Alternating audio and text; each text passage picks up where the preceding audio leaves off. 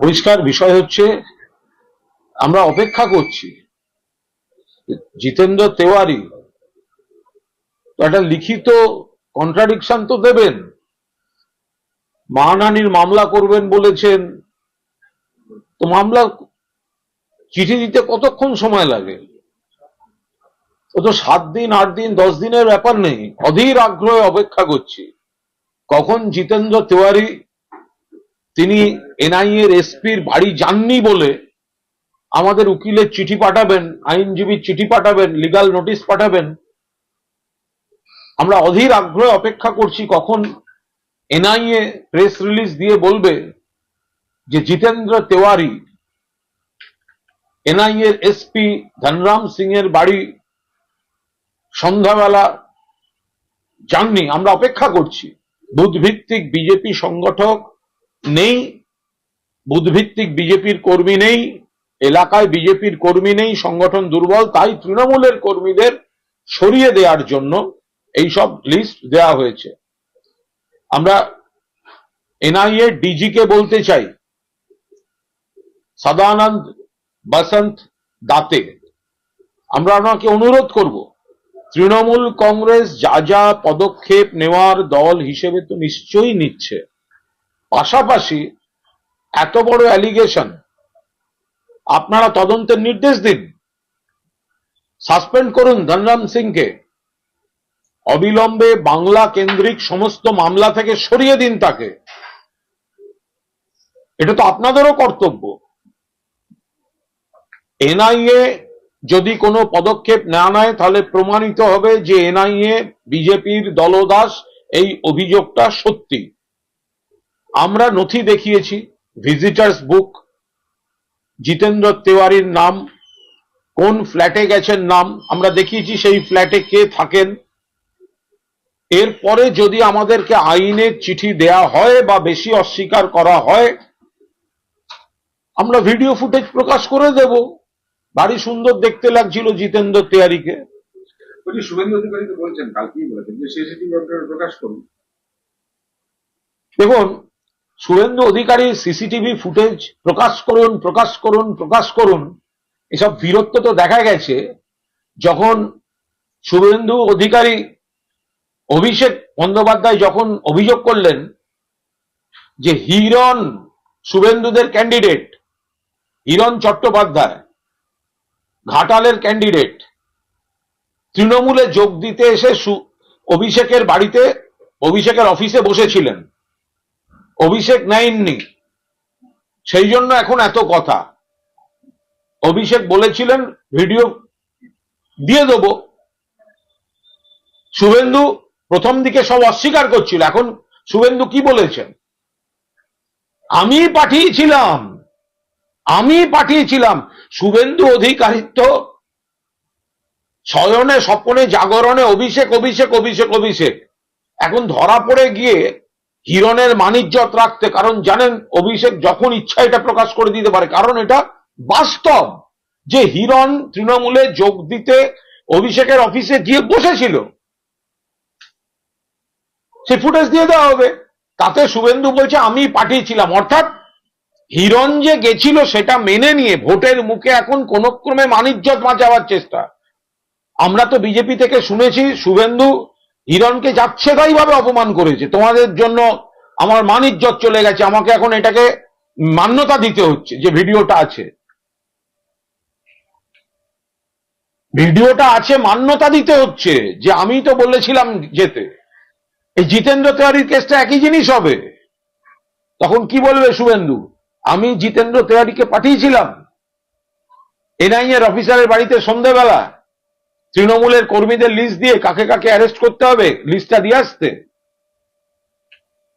একটা আইনের চিঠি আসুক, এনআইএ কন্ট্রাডিকশন দিক যে ধনরাম সিং এর বাড়িতে জিতেন্দ্র তেওয়ারি যায়নি, আর জিতেন্দ্র তেওয়ারি ওসব 7 দিন 8 দিন অন্য লোককে দেখাবেন। এই মুহূর্তে আইনি নোটিশ দিন, এই মুহূর্তে। যখনই এই আইনি নোটিশ আর কন্ট্রাডিকশনের প্রেস রিলিজ হবে ভিডিও দিয়ে দেবো। কালকে তো এনআইএ একটা এত বড় প্রেস রিলিজ দিয়েছে, কোথাও একটা লাইন লেখা ছিল অভিযোগটা ভুল? এত বড় প্রেস রিলিজ ছিল এনআইএ, এই ওই তাই সেই অমুক তমুক সব আছে। শুধু ধনরাম সিং এর বাড়িতে জিতেন্দ্র তেওয়ারি যাওয়া নিয়ে তৃণমূল যা যা নথি দেখিয়েছে সেটা ভুল, একটি শব্দ তাতে ছিল না। বলছি অভিযোগ করছে যে তারা ঢুকতে গেল এবং তাদের বিরুদ্ধেই আপনারা মানে তৃণমূলের তরফ থেকে অভিযোগ করা হচ্ছে, নানা রকম একদম এফআইআর করা হয়েছে। ঢুকতে গেছে কেন গেছে?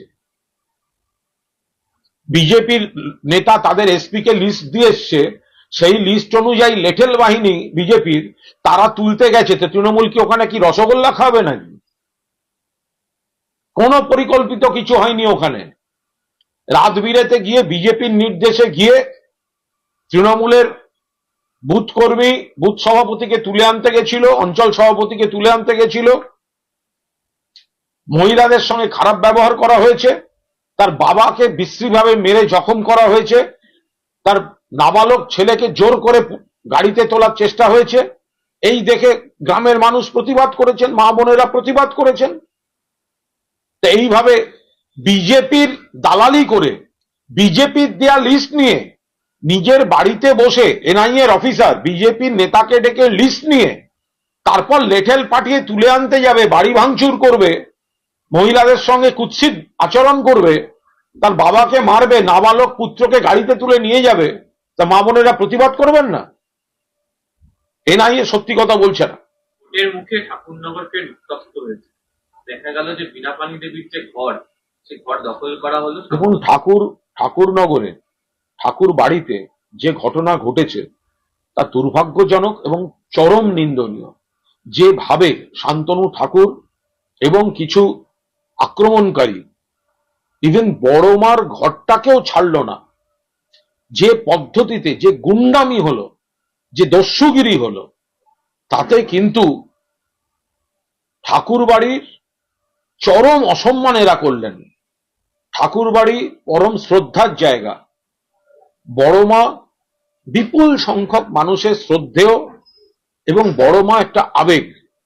সেখানে নিজেদের সমর্থন নেই, গায়ের জোরে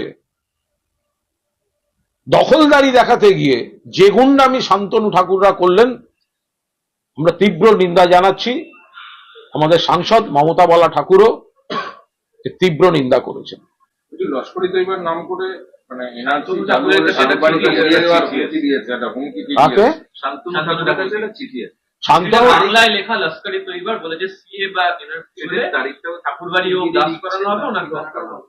দেখুন, এটা পরিষ্কার, এটা অত্যন্ত একটা বিপজ্জনক কথাবার্তা। আগুন নিয়ে খেলছেন ওনারা।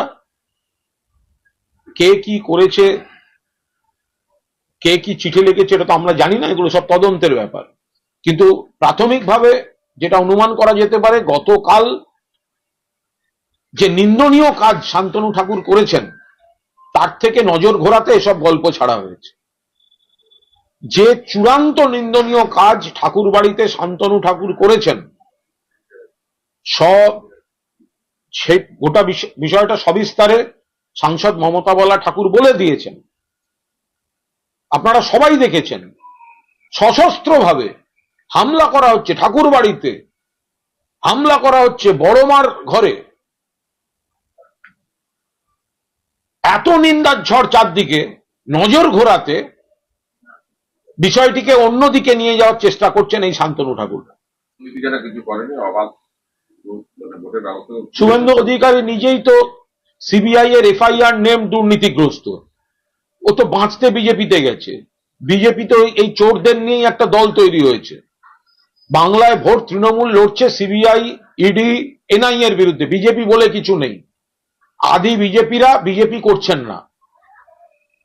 দল বদলু শুভেন্দুর মতো চোর ডাকাতরা গেছে, যারা এফআইআর নেমড অ্যারেস্ট এড়াতে গেছে, তারা আদি বিজেপিদের অপমান করে দলটার দখল নিয়েছে। আদি বিজেপিরা বিজেপিকে ভোট দিচ্ছেন না। বিজেপি দিকে দিকে হারছে, গোষ্ঠীবাজি, প্রার্থীর সামনে মারামারি হচ্ছে, গতকালও হয়েছে। তৃণমূলকে এই ভোটটা লড়তে হচ্ছে সিবিআই, ইডি, এনআইএ, কেন্দ্রীয় এজেন্সির বিরুদ্ধে। শুভেন্দুরা তো কেউ মাঠে নেই। শুভেন্দুকে তো দিলীপ ঘোষই শুভেন্দু আর সুকান্তকে বলেছে বলদ, জোড়া বলদ। শুভেন্দু আবার কি বলছে? ওর তো ইলেকশন কমিশন গিয়ে আগে এটাই বলা উচিত ছিল, দিলীপ ঘোষ আমাকে বলদ বলেছে গো।